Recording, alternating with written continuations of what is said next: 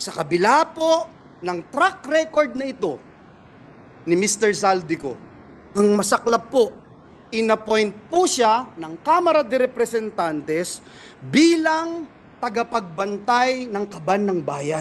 Si Dracula, inappoint mo bilang tagapagbantay ng blood bank ng bayan. Ang anti-corruption group na ang pangalan Task Force Kasanag International, meron din pong 50 billion na kaso na kinakaharap. Kung maglalabas po kayo ng baho, Mr. President, dapat naman siguro maligo ka muna. Last year ko pa sinabi sa inyo yan ng si Zaldico at si Tambaluslos ay magkasabwat. Ulit-ulitin ko na nagpapasara sila ng kanyang pamilya, ng kanyang asawa, kung mag-shopping sila to the highest level. Kaya ang tanong, saan sila kumukuha ng ganyang kadaming pera na kaya nilang ipasara ang YSL, na kaya nilang bumili sa Paris, at ang kanyang mga negosyo ay may connection. Even nung panahon ni Pangulong Duterte, 'di ba, doon sa Pharmaly, yung mga laptops na sila ang nag-provide. Alam mo, kaya dapat sabi ko, sa susunod talaga na leader, ikaw, Inday Sara, kung nakikinig ka talaga sa amin, pag ikaw na ang sumunod, magpasa ka ng batas na gorgorin mo lahat ng magnanakaw. Total, 'di ba? Wala namang history si Inday ng pagnanakaw. Ang kanilang Never sasagot. The question is addressed to the chair. Why will the members answer that? We don't have the authority to speak. Ano naman yung pinagsasabi mo? Kung hindi nyo pa nakita ng gigil si Senador Congressman Rodante Marcoleta, dito panoorin po natin paano siya nanggigil, no? Dito sa chairman ng committee. Panoorin po natin paano ang ating Congressman Senador Rodante Marcoleta ay talagang wala siyang kinakatakutan, mga minamahal kong kababayan. Panoorin po natin Chairman ang tinatanong ko. Nakita niyo po, dinuro-duro na niya yung chairman. Gigil na siya kasi mga wala ng respeto itong mga makakaliwang grupo na to Pakinggan po natin. Kira naman natin. Never sasagot. The question is addressed to the chair. Why will the members answer that? We don't have the authority to speak. Ano naman yung pinagsasabi mo? Why the chairman only speak? Di ba kami pwede salita? We are also member, we just the same. Alam mo yun. Alam mo yun. And the vice chair cannot answer your query if he has the answer. Pwede. Ang pinag-uusapan natin, ang chairman ang sasagot. No. It is not only the Ano chairman. naman magsasalita ng ganyan? Eh, bakit? Hindi nagsalita na nga lang ang report. Pwede yun. Pwede magsalita yung iba. Nakakatuwa pong tingnan ng ating Senador Congressman Marcoleta na talagang hindi siya papayag na hindi niya mapaabot ang tamang prinsipyo diyan sa Kongreso.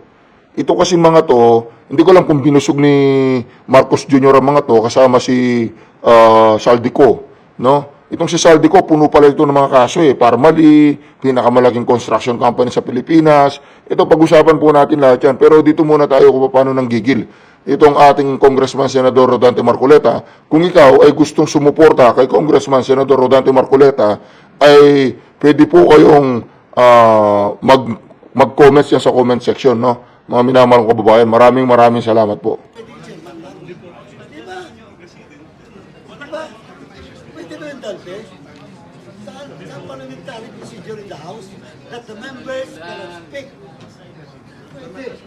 Diba? These questions never happened before.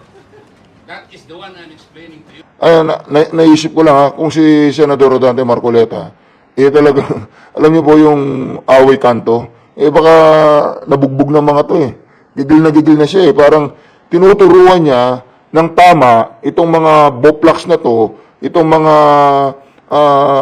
tao na to, hindi sila makaintindi kasi mga wala ng respeto. Ito po.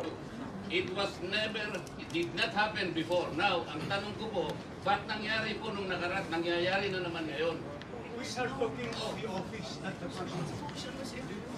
You may not like the person, you may not like her presence here, but you have to respect the office of the Vice President. Yun.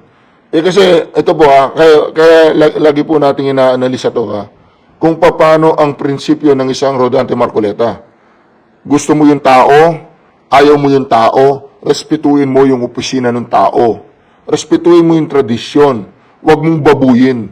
Ang ginagawa po pambababoy na Pambababoy na po. Kaya itong maraming mga karapat dapat na umupo dyan sa Senado, maraming karapat dapat na umupo dyan sa Kongreso, tanungin ko po kayo, mga minamahal kong kababayan, yan po bang si Saldico karapat dapat yan sa Kongreso? Alam ko, mayaman po yan, sobrang yaman po yan, pinakamalaking construction company sa Pilipinas ang kanyang pag-aari.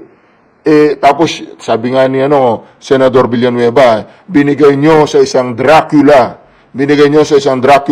ang blood bank. Kaya walang ginawa ang Dracula na yan, kundi sipsipin ang dugo ng bayan. That is all. Because that is guided by the tradition. Kahapon po, kagaya po na sinabi nila, wala nang pinagtanong sa Office of the President, and that is correct. That is in line with that tradition. Ngayon po, kung ang tinatanong ko ngayon, are we discarding the tradition? And is this committee authorized to discard a well-kept tradition? O kaya nga, then why are we intending to ask questions na naman at pinatawag nyo na naman kung sino-sino dito? That is why, kung hindi po kayo makakasagot, madam, ang tinanong ko na sa inyo, I am now moving. Oh, may brati-bratinela pa. Saan po? Mga para mga marites sa alam niyo po, ito po kasi yan Isipin ninyo ang usapan dito, i-a-approve niyo ba ang pondo ng Office of the Vice President? Kung ayaw niyong i-aprobahan at kung ano-ano pang bratinela at meron pang war on drugs, meron pang, ano ba yan? Parte ba yan ng appropriation? Parte ba yan ng tinatawag nilang pondo, na pagbibigay ng pondo? Itong si Saldico kasi nandito kaya gigil na gigil tong si Senador Congressman Marcoleta kasi nakakaamoy siya ng basura. Nakakaamoy siya ng baho diyan sa lugar na yan. Alam naman natin na pag mabaho, yung ayaw sa baho, nanggigigil. Kaya itong si Senador Rodante Marcoleta, talagang ayaw na ayaw niya sa baho. Kung nakakita ng gano'n, this did not happen anytime. Pang-labing 7 taon ko na po ito. Alam nyo, Madam Stella, I was already here when the Vice President was Noli de Castro.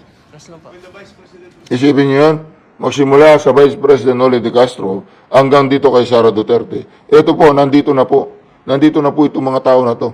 At hindi pa nila na-experience ang ginagawa nilang pambababoy, pambabastos, pambabarubal sa ating Vice Presidente. Alam nyo, mga minamahal kong kababayan, makaupo lang na makaupo bilang presidente, iupo natin presidente itong si VP Sara Duterte para lahat to'y araruin niya, lahat to'y gurgurin niya.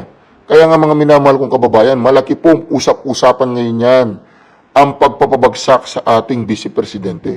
Malaki pong usap-usapan yan. Kaya dito po, tulong-tulong po tayo, ipalabas natin ang katotohanan, ipalabas natin ang dapat malaman ng taong bayan upang ang ating Vice Presidente ay hindi nila magurgur. Sama-sama po tayo. When Vice President...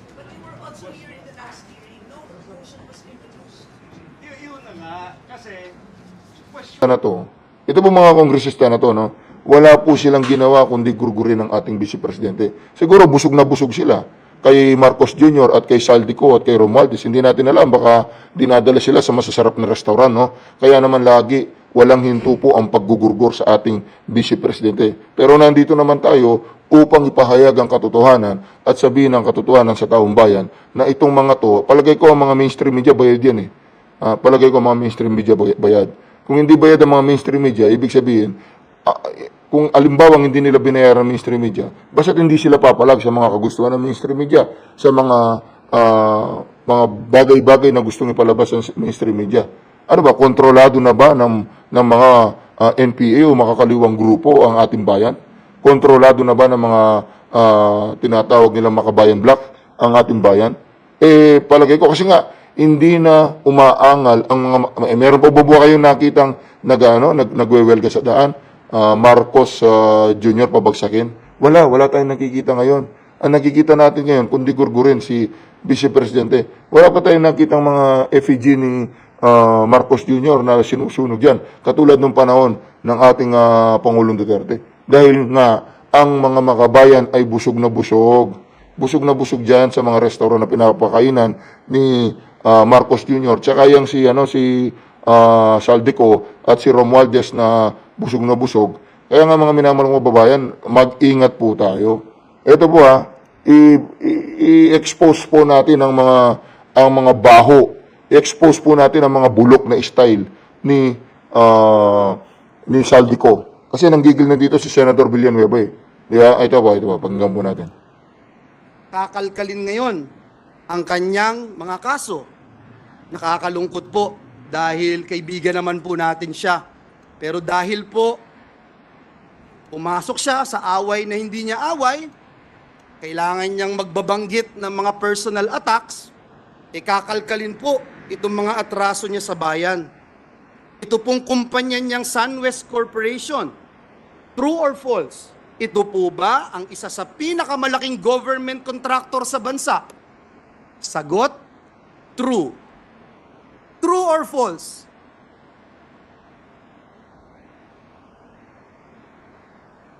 Ang korporasyon po ba niyang SunWest Corporation ay kasama dito sa kontrobersyal na Farmally Grabe, no? case dito na inimbestigahan sa Senado na kasuhan ng Senado? The answer is true. Grabe po mga... Kasama din po ba ang kumpanya niya dito po sa kontrobersyal na DepEd laptop scam? Grabe Ang talaga. sagot po, true. Pinakakasuhan din po ng Senado ang kumpanyang ito. Napakadami pong BIR cases. Madali po maghanap, Mr. President. Nakakagigil po ang mga kahayupan, no? Mga hinayupak na to. Ang dami pala nilang mga korupsyon. Pera, pinakamalaking korporasyon, kasama pa siya sa Farmally. Itong si Saldico, pinag-usapan dito baka hindi po ninyo alam. Kasi pinakialaman niya si Senator Villanueva. Ito po, tuloy po natin. Madali po kuhanin ang panig ng mga taga-BIR. Kung ilang kaso mayroon ang kanyang mga korporasyon. Bukod po dito, yung reklamo po sa ombudsman ng anti-corruption group na ang pangalan Task Force Kasanag International, meron din pong 50 billion na kaso na kinakaharap ang taong ito. Mr. President, kung maglalabas po kayo ng baho, Mr. President, dapat naman siguro maligo ka muna. Ang masaklap po, Ginoong Pangulo, sa kabila po ng track record na ito ni Mr. Saldico, ang masaklap po, inappoint po siya ng Kamara de Representantes bilang tagapagbantay ng kaban ng bayan. Naku po. Isipin po ninyo yon mga minamahal kong kababayan. Siya po ang ginawang budget o tinatawag nilang tagapagbantay ng kaban ng bayan. Pakinggan po natin kung nasasabihin ni Senador Villanueva. Si Dracula, inappoint mo bilang tagapagbantay ng blood bank ng bayan. Naku po, si Dracula. Ang pangalan pala ni Saldico si Dracula. Si Dracula, inappoint mo bilang tagapagbantay ng kaban ng bayan. Ayan. Wow, Mr. President.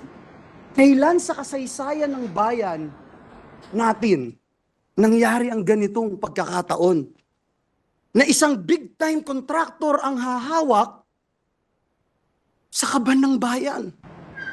Ibig sabihin, meron pong tinatawag na conflict of interest dito. Conflict of interest, siyempre, lahat po ng construction projects, meron po siyang mga dami corporation dyan na lumilitaw na hindi sa kanya, pero ang katunayan sa kanya. So, ang mangyayari po ngayon, ang pera ng bayan, diretso sa banga. Diretso po dun sa banga ni Dracula. Kaya naman, mga minamahal kong kababayan, ito sinasabi ko lang, wala na, warak na po ang ating bayan. Warak na, nandiyan si Bangag, si Marcos Jr., nandiyan si Romualdez, pinsan ni, magdasal po kayo. Only in the Philippines, Mr. President. Only in the Philippines. Kaya nga mga minamahal ko babayan, grabe na po ang nangyayari sa ating bayan ngayon. kung pag-aaralan po ninyo. Wala po silang ginawa kung hindi mag-focus dun sa kaso ni Kibuloy, kung hindi mag-focus kay Vice President. Alam nyo, ang kaso ni Kibuloy, sabihin nating trafficking, sabihin nating child molestation, sabihin nating abuse, sabihin natin, meron pong korte, ba't hindi dala sa korte? Bakit nagpo-focus sa mga senador dyan kay Kibuloy? Bakit kung gumastos ng napakalaki upang ulihin, marami namang mga kriminal dyan na hindi naman kino-cover ng mga television? Bakit itong si Kibuloy, interesado sila? Alam niyo po, para ma-segue nila yung pag-iimbestiga ni Senator Bato de la Rosa dyan sa drugs. Para ma-segue nila ang pag-iimbestiga ni Senator Bato de la Rosa dyan sa paggamit ng drugs ni Marcos Jr. Yan po lahat. Tsaka itong si Alice Go, ayun, diversion po yan. Diversional tactic po yan upang hindi mapag-usapan yung drug using ni Marcos Jr. na iniimbestigahan ni Senador Bato de la Rosa. No, ito naman po si ating Baka pwedeng ano na lang, baka pwedeng instead of 10 million, baka pwedeng 1 million na lang ibayad namin, tapos bigyan na lang kita ng 2 million. You know, pwedeng magyari yung mga ganyan, na meron silang mga inner, ano tawag dyan, mga secret, okay? Mga sikretong mga Eden Agenda, Madam. Eden Agenda. pag-uusap. Kasi ganun katalamak ang gobyerno ngayon. Ganun katalamak ang bangag na gobyerno. Lahat yung mga maliliit na negosyante, mga nagtitinda lamang sa tinda sa palengke, mga sari-sari store, ay talagang inaano kayo, pinupersa kayo, ina-itemize pa yata yung pagbabayad yun ng tax. Pero ang mga malalaking negosyo, ang mga oligarko, wala nang bayad-bayad. O sige, tayo magkano bayad ko? 100 million dapat ang total taxes ko. O sige, baka pwedeng 10 million na lang ibabayad ko, bigay ko na lang kay Lisa Tanas yung 20 million. O nakasave siya ng 70 million. Pero nung panahon ni Duterte, lusyutan, napakalaking tao, tutuloyin ni Pangulong Duterte, ayun, nagsettle ng multi-billion taxes niya. So we need a leader like that. Kaya nga tayo nananawagan tayo pag ako nakikita ko hindi na to aabuti ng ng sikat ng araw si Bangag. Hindi na aabuti yung buwakan ng inang yan. Nakita nyo? And mayroong mga, actually, na-vlog na ito ng third floor studio. Tingnan natin to. Tingnan natin ang na-vlog ng third floor studio. May nakarating din kasi sa akin na, where is that? Where is the puting ahas? Okay. Na ang sabi sa akin, okay, actually breaking news nila to, na yung mga, although ang sabi ba nila is not yet confirmed, pero galing ito sa credible source o galing ito sa puting ahas, sabi ng ating puting ahas, galing dito sa kanyang puting ahas, na talagang galit na daw yung mga Armed Forces of the Philippines. Paano naman hindi magagalit? Ano ba naman ang ginagawa ng kanilang amo diyan sa sa Malacanang? Anong ginagawa? Hindi sa i-comments po niyo sa comment section kung anong ginagawa nila sa loob ng Malacanang. Meron ng faction, meron na talagang eksena sa loob na kung saan yung mga high-ranking military generals ay nagsasabi na it's time para withdraw ang support sa kay Bangag. Ito daw po yung nangyayari. According to our source, to our puting ahas, na meron na ang kaguluhan sa loob ng AFP, meron ng banggaan, awayan, na dapat nang wakasan ang pagsuporta kay Bangag dahil sa mga issue sa flood control na nagsisinungaling siya. Ang issue doon sa droga na sinasabing tatapusin ang droga pero protektado nila. Ito nakasulat dito. Tapos, okay. So dahil itong si Gibo, okay, ang DNDI, hindi niya na makontrol yung mga forces din sa loob ng kanyang department at also nga yung AFP. So ito ay posible na mag-aklas o sumiklab na ang galit ng mga high-ranking officials yung itong mga malalaking general na to at ang kanilang mga tauhan dahil sa ipinapakita ng bangag na gobyernong ito. Kaya sabi dito, dapat na talagang protektahan, sabi nga ito, protect the Constitution Resign Bangag Jr., change of leadership, and protect the people. Alright? Natanggal na ba si, ito kasi nang nakaraan pa to eh. Sino yung tinanggal ngayon? At ang sabi pa dito, tatanggalin daw si Delphine Lorenzana. Okay? Tama ba? Natanggal na ba siya? Hindi ko alam kasi parang hindi ako na-update ngayon sa pagbasa. Oh, si Anyo daw ay tatanggalin na rin. Parang may tinanggal na, no? Tinanggal na siya yata. Tama ba? Can you comment, Palangga? Sumuko sa sarap. Oh, yun, sabi ni Palangga. Sabi ni Just Vincent. Patak-patak tayo kung sinong lalaban kay Marcos Jr. Magbigay tayo ng bounty sa ulo ni Marcos Jr. Hindi mo na kailangan gawin yan. Sabi ko sa inyo, nag-resign na. Kanina, nag-resign na. O, temo, kasi kahapon pa yung message sa akin, di ko lang naulat sa inyo eh. O, nag-resign na. O, di ba? Tinanggal na daw po. Okay, see? Nakita yung puting ahas, so hindi ko pa naulat sa inyo. Nangyari na. I'm sorry. I receive a lot of messages. Diyos ko, alam mo, ang daming nagsisend sa akin, hindi ko kaya lahat itakel.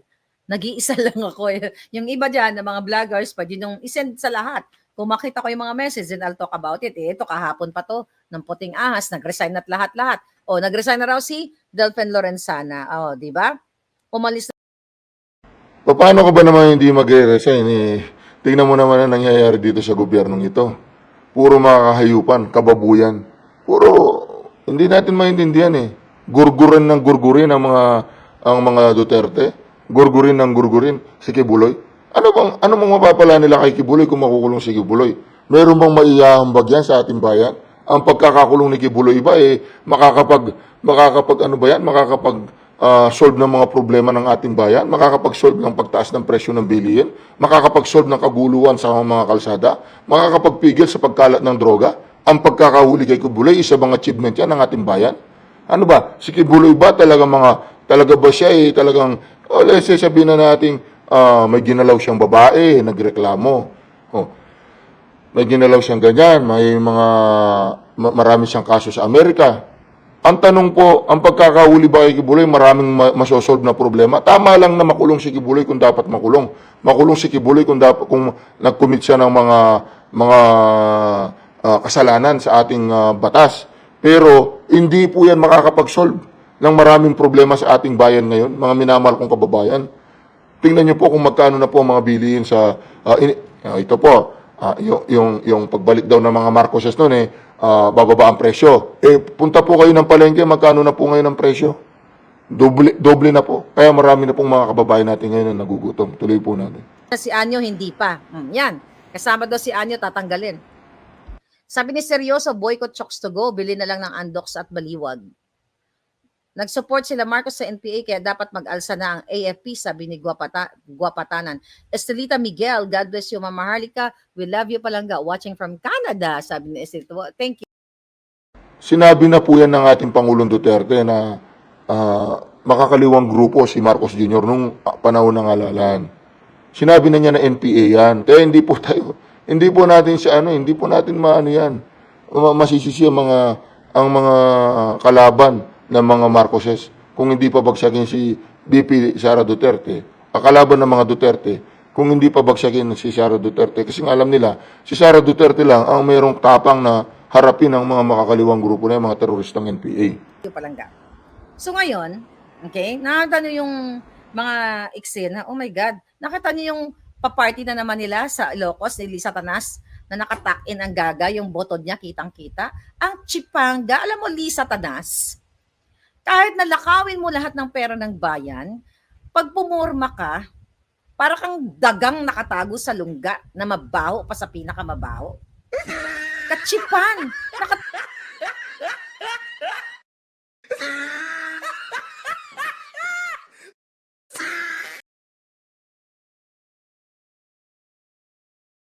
Takin hanggang suso yung takin. Very New York? Yung takin mo hanggang suso belts mo na luyat. Alam mo yung suso niyang luyat? You know what is luyat? Saging na luyat. What is Tagalog ng luyat? Yung bang, di ba yung mga gulay kapag pag araw, hindi mo nadiligan ng ngulon. Lanta na. Kuluntoy. Yun po. Kuluntoy. Lantang-lanta. Uluntoy. Yan, nanguluntoy na. Naluyat na.